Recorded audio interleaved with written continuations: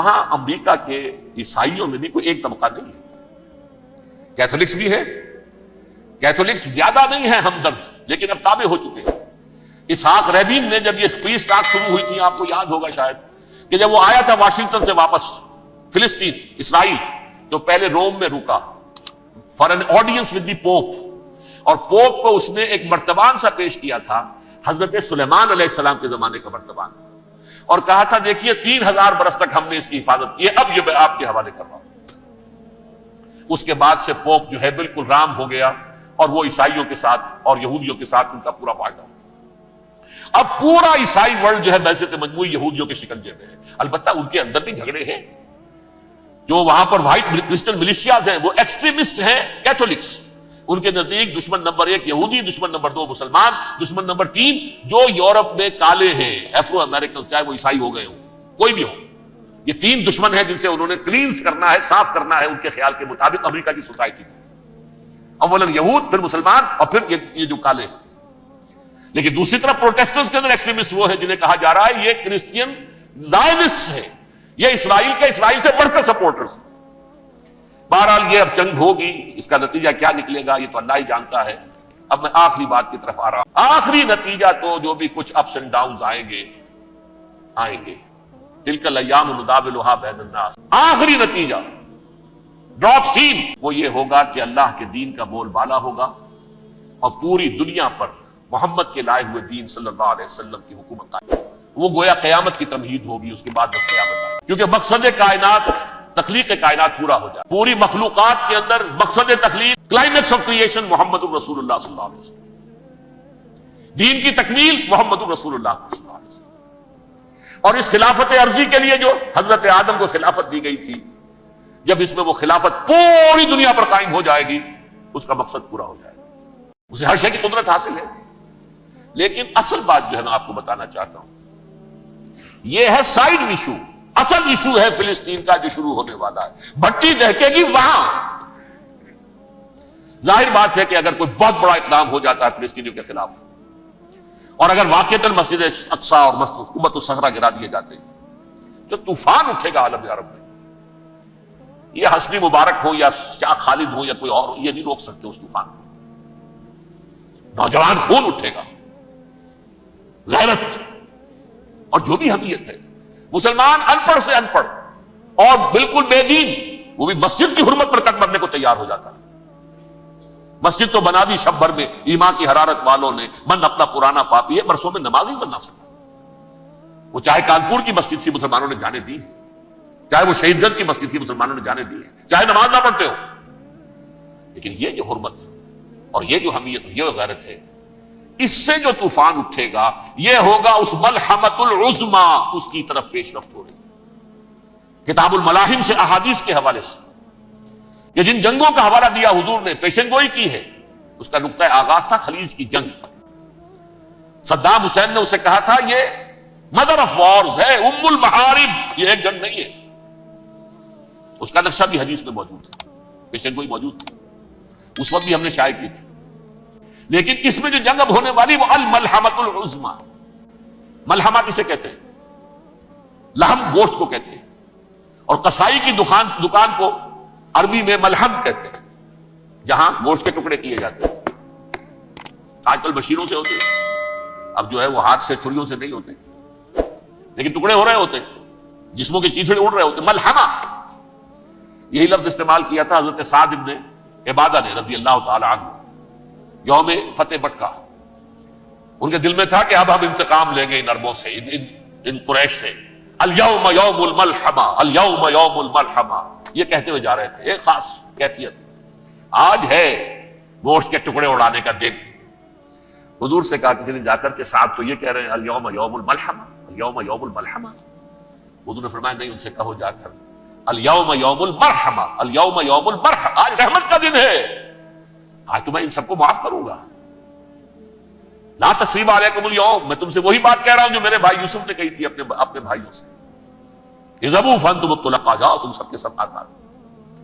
وہ ملحمہ ہے جس کو کہ حضور نے حضرت معاذ بن جبل رضی اللہ تعالیٰ عنہ کی روایت ہے، اس میں سے جو ابو داؤد میں روایت آئی ہے اس میں الملحمۃ العظما، عظما مؤنث ہے اعظم کا، آپ کہتے ہیں جنگ عظیم اول، جنگ عظیم دوم، عظیم کا باپ ہو گیا اعظم، سب سے بڑا، اور اس کا مؤنث ہے سب سے بڑی، عظما، الملحمۃ العظما، سب سے بڑی لڑائی۔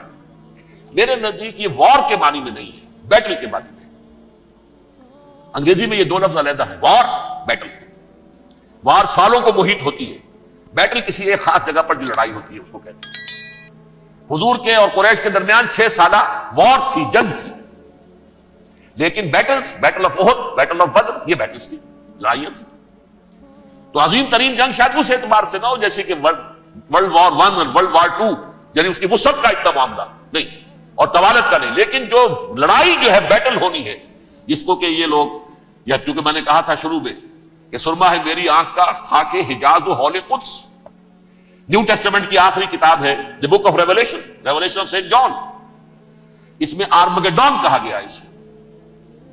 ہر مجدون، یہ عبرانی لفظ ہے، ہر کہتے ہیں اونچی جگہ کو، سطح مرتفع، مجدون میگیڈو، میگیڈو ایک وادی ہے، مرتفع، وادی مرتفع، یہ ہے واقع لبنان، اسرائیل اور شام کے درمیان جو ٹکڑا، جو ٹرائنگل بنتی ہے، یہ ہے، یہاں پر بڑی جنگ لڑی جائے گی، اور یہ جنگ جنگ صلیب ہوگی جو کہا ہے بش نے، یہ جنگ صلیب۔ سیکنڈ ملینیم شروع ہوئی تھی تو پہلی صلیبی جنگ ہوئی تھی، تھرڈ ملینیم شروع ہوا ہے، یہ سیکنڈ صلیبی جنگ ہے، یہ کروسیڈ ہے۔ اور میں اس مرتبہ امریکہ گیا تھا تو پہلی مرتبہ مجھے وہاں ایک رسالہ ملا ٹرمپٹ نام کا، یہ امریکہ کے جو بہت ایکسٹریمسٹ قسم کے پروٹیسٹنٹس ہیں، یہ ان کا رسالہ ہے، اور ان کے بارے میں اب کہا جا رہا ہے وہ کرسچین زائنسٹ ہیں۔ آپ شاید پہلی مرتبہ یہ لفظ سن رہے ہو، زائنسٹ تو ہم سمجھتے ہیں یہودیوں کو، کرسچین زائنسٹ وہ ہیں جو ہیں تو عیسائی پروٹیسٹنٹس ہیں، لیکن اسرائیل کے وہ حمایتی یہودیوں سے بڑھ کر ہیں۔ یہ میری کسی پہلی تقریر میں شاید بہت سے حضرات کو یاد آ جائے، میں نے کہا تھا 4 سال پہلے ہمارا تنظیم اسلامی کا ایک کنونشن ہوا تھا ہوسٹن میں، امریکہ کا جنوبی علاقے کا شہر ہے۔ ایک سیشن اس میں ہم نے رکھا تھا انٹرفیتھ، ایک عیسائی کو بلایا تھا، ایک یہودی بہت بڑا وہاں کا عالم ہے اس کو بلایا تھا۔ اس یہودی عالم نے، ڈاکٹر وشگراٹ، جو وہاں کی یونیورسٹی میں پروفیسر ایمیریٹس ہے، اس نے کہا تھا کہ یہ اسرائیل کی تو سپورٹ کر رہے ہیں عیسائی، ہم تو نہیں کر رہے۔ جو پریکٹسنگ یہودی ہیں وہ زیادہ اسرائیل کے حق میں نہیں تھے، یہ تو سن 67 کے بعد انہوں نے اسرائیل کو تسلیم کیا ہے۔ وہ تو منتظر تھے کہ ہمارا مسیحا آئے گا تو ہم اس کی قیادت میں جنگ کریں گے، جیسے شیعہ منتظر تھے کہ مہدی موعود آئیں گے تو پھر ہم کچھ کریں گے۔ وہ امام خمینی نے کہا کہ وہ آئیں گے، آ جائیں گے، لیکن ہم کچھ راستہ کے لیے۔ زائنسٹ نے آگے بڑھ کر ریاست قائم کر لی، اور جب یروشلم پر بھی پورا قبضہ کر لیا تب جو ہے در حقیقت مذہبی یہودی جو ہے پھر انہوں نے اپنایا ہے، اون کیا ہے، اور نئے سیٹلمنٹس جو بھی بنے ہیں وہاں پر اسرائیل میں، اس میں اکثر و بیشتر مذہبی یہودی آیا، اور بروکلن کے علاقے سے سب سے بڑھ کر آئے ہیں، جو امریکہ میں نیو یارک کا ایک جنوبی علاقہ ہے، بہت بڑا یہودیوں کا بہت بڑا گڑھ ہے۔ نیو یارک کو جیو یارک بھی کہا جاتا ہے، وہ تو اصل میں مرکز جو ہے وہ تو یہودیوں کا۔ اس حوالے سے وہاں پر جو کرسچن زائنسٹ کہلاتے ہیں وہ اسرائیل کے یہودیوں سے بھی بڑھ کر کہیں سپورٹ کریں۔ بہرحال اس دوسری صلیبی جنگ کا معاملہ جو میں کہہ رہا تھا، ٹرمپٹ نامی رسالہ، اس کا ایک مضمون ہے دی لاسٹ کروسیڈ۔ اب یہ آخری کروسیڈ ہے جو شروع ہونے والا ہے۔ میں تو حیران ہوں کس قدر کھل کے وہ باتیں کرتے ہیں۔ رومن کیتھولکس کو وہ کہتے ہیں یہ شیطان ہے، یہ پوپ شیطان ہے، یہ یورپ کو اس نے جمع کیا ہے کرسچینٹی کی بنیاد پر، اور اس میں زیادہ تر کیتھولکس ہیں۔ آپ کو معلوم ہے برطانیہ بڑی مشکل سے شامل ہوا ان کے ساتھ، اس لیے کہ وہ پروٹیسٹنٹ کا سردار تھا، ابھی پوری طرح نہیں ہے۔ یورپ جو ہے وہ رومن امپائر دوبارہ یہ کھڑی کر رہا ہے، اور در حقیقت یہ جو ہے یہودیوں سے بھی چھیننا چاہتے ہیں اسرائیل کو اور فلسطین کو، اور مسلمانوں سے بھی، اور یہ وہی کروسیڈ جو تھے اربن ثانی کے، اس کی تیاری کر رہے ہیں تاکہ وہاں پر عیسائی حکومت قائم ہو جائے، کیتھولکس کی، پوپ کی حکومت قائم ہو جائے، جیسے ایسٹ تیمور میں تبدیلی۔ ایسٹ تیمور میں کون سی حکومت بنی ہے؟ رومن کیتھولک، رومن کیتھولک اسرائیل میں بنے، تاکہ یہ سارے مقامات مقدسہ جہاں اسرائیل پیدا ہوئے، بیت حضرت مسیح پیدا ہوئے، بیت الحم کہاں ہے؟ وہی ہے کہ نہیں؟ جہاں سے ریزریکشن ہوا ان کے خیال میں وہ کہاں ہے؟ وہیں پر ہے کہ نہیں؟ بڑے بڑے گرجے ان کے وہی ہیں۔ تو اس اعتبار سے ان کا کہنا یہ ہے یہ لاسٹ کروسیڈ کی تیاری ہو رہی ہے، یہ کیفور، اور ان کا کہنا یہ ہے کہ یہ پوری طاقت نیٹو کی جو ہے، یہ پہلے جرمنی سے لائی گئی بوسنیا، انہوں نے خود وہاں جنگ کروائی، انہوں نے خود وہاں پر ایتھنک کلینسنگ کروائی، پھر خود مصالحت کے لیے آ گئے، پھر کوسوو میں انہوں نے خود آگ بھڑکائی. یہ میں نہیں کہہ رہا، یہ وہ ٹرمپٹ رسالہ امریکہ سے چھپنے والا پروٹیسٹنٹس کا رسالہ ہے جو یہ کہہ رہا ہے. پھر انہوں نے کوسوو کے اندر کروایا اور پھر وہ وہاں پر پیس فورس کی حیثیت سے آ گئے.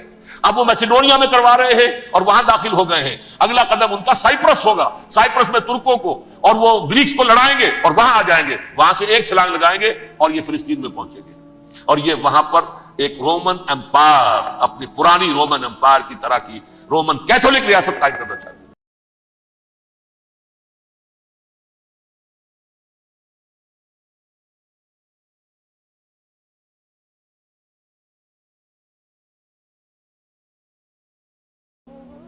And that will be the beginning of the end.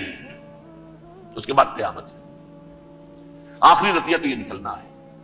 اس سے پہلے سزائیں ہمیں بھی مل رہی ہیں. اور یہاں میں کانٹے کی بات جو چھوڑ گیا تھا اس کو بیان کر دوں. اللہ نے اس مغضوب علیہم قوم کو، اس ملعون قوم کو کیوں اب تک چھوٹ دیے رکھی؟ میں بتا چکا ہوں یہ بڑے عذاب کے مستحق ہو چکے تھے حضرت عیسیٰ علیہ السلام کے زمانے میں. چھوٹ دی ہے ابھی تک ہے، بلکہ ایک مرتبہ ابھارا ہے. 1900 برس کے بعد ابھرے ہیں یہ. بالفور ڈیکلریشن 1917 سن 70 عیسوی کے بعد، تقریباً 1900 برس، 1850 برس تو ہے کم سے کم. پھر creation of Israel 1948، 1967 extension of Israel, Jerusalem پر قبضہ. یہ سارا جو ہے کیوں ہے؟ اللہ تعالیٰ اس خیر امت محمد صلی اللہ علیہ وسلم، اس کے بہترین حصے کو سزا ان ملعونوں کے ہاتھوں دے رہا ہے. کیوں؟ جو جرم انہوں نے کیا تھا وہی ہم نے کیا. انہوں نے اللہ کی کتاب کو پیٹھ کے پیچھے پھینکا. نبذ فریق من الذین اوتوا الکتاب کتاب اللہ وراء ظہورہم. ہم نے اپنی پیٹھوں کے پیچھے پھینکا کہ نہیں. کولونیل رول سے آزاد ہوئے، کہیں اسلامی قانون نافذ کیا، کہیں اسلامی نظام قائم کیا. تو جو جرم ان کا تھا وہی ہمارا ہے. اور ہم خیر امت ہیں، اور ہمارے میں سے خیر ترین عرب ہیں. ان پر اللہ کا فضل، ان کی مادری زبان میں اللہ کی کتاب موجود ہے. پھر انہوں نے اللہ کے دین کو پیٹھ دکھائی. جو ملک آزاد ہوا کولونیل رول سے، یا اس نے قبلہ کر لیا اپنا ماسکو کی طرف یا کر لیا واشنگٹن کی طرف. کسی نے مکے کو قبلہ بنایا. یہ بدترین سزا ہے. ویل للعرب من شر قد اقترب. اور ترمذی شریف میں تو یہاں تک روایت ہے من اقتراب الساعۃ ہلاک العرب. قیامت کے قرب کی ایک نشانی یہ بھی ہوگی کہ عرب ہلاک ہوگی. ایک حدیث میں الفاظ آتے ہیں کہ حضور نے جب کہا یہ ہوگا یہ ہوگا یہ ہوگا یہ بربادی آئے گی، تو کسی زوجہ محترمہ نام میں بھول رہا ہوں، انہوں نے پوچھا کہ عرب اس دن کہاں ہوں گے؟ فرمایا العرب یومئذ قلیل، بہت کم. آخری خاتمہ ہونا ہے یہود کا حضرت مسیح علیہ السلام کے ہاتھوں. وہ عذاب جو 2000 برس تک ان سے ٹلا رہا وہ آئے گا، اور ان کے رسول ہی کے ہاتھوں آئے گا. لیکن اس سے پہلے مسلمانوں پر یہ عذاب آ رہا ہے. ہولوکاسٹ کے درجے کا عذاب آ رہا ہے. البتہ ہم پاکستانی اس میں یوں سمجھ لیجئے کہ وہ تو خبریں موجود ہیں احادیث میں، وہاں تو جو ہونا ہے. اتنے انسان مریں گے، اتنے انسان مریں گے کہ ایک پرندہ جو ہے اڑتا چلا جائے گا، وہ نہیں چاہے گا کہ نیچے اترے تو کسی لاش پر اترے. اسے جگہ نہیں ملے گی زمین خالی کہ کہیں اتر سکے. تھک ہار کر گر کر گرے گا، مرے گا تو بھی لاش کے اوپر گرے گا. یہ الفاظ ہیں صلی اللہ علیہ وسلم. الملحمۃ العظمی الملحمۃ الکبریٰ. یہ لاسٹ کروسیڈ ٹرمپٹ اخبار میں، میں اس کا فوٹو اسٹیٹ بھی کبھی آپ کو دکھا دوں، ویسے میرے ساتھ ہے وہ رسالہ ٹرمپٹ. دی لاسٹ کروسیڈ اس کی تیاری ہو رہی ہے. وہ الملحمۃ العظمی اور ملحمۃ الکبریٰ جو ہے وہ آنے والی ہے. ابن ماجہ میں کبریٰ کہا ہے، اکبر کا مؤنث کبریٰ. ملحمہ کبریٰ سب سے بڑی جنگ، اور ملحمہ عظمی سب سے